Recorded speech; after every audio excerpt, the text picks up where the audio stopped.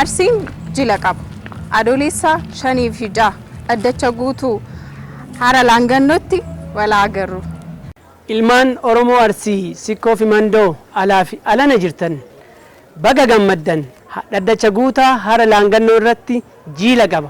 Kanaafuu ilmaan shanan Sikkoo Bullaalla Wacaale Jaawii Waajii ilaannii fi torban Mandoo raayyaa hawattu kajawa utaa waayu wanama isin hunduu waamamtanii jirtan walgeettiin kenna hara laangannoo dhaddacha guutaa haa ta'u. Ashamaa akkam jirtu Oromoon biyya keessaa biyya alaa jirtan hundinuu Oromoo bahaadhiyaa kaabaa kibbaa adoolessa 5 Arsiin jila qaba. Jila kanarratti Oromoo Booranaa hangafa keenya Oromoo Booranaa Gujii Maccaa Tuulama Ituu Umbanna Saboo fi Gona Raayyaa Asaboo yaamicha guddaan isiniif godhamee jira. Yaamicha kan isiniif godhe Arsii ilmaan Sikkoo Mandooti.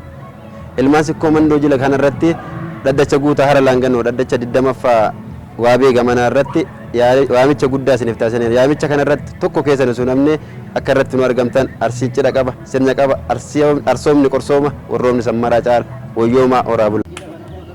Oromoon Arsii Sikkoo fi Mandoo jila qaba. Dhaddacha guutaa hara laangannootti walaageen. Arsoomni qorsoomaa keessattuu wayyooma.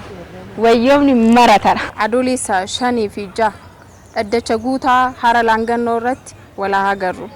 Arsii arsoomni qorsaa, Arsii sanduuqa obsaa, Arsii tuttuqaa didu, Arsii tuttuqan iddu, Arsee waraana shuraa, waraanee irraa mura. Arsoomni qorsooma keessattuu wayyooma, warroomni maraatara.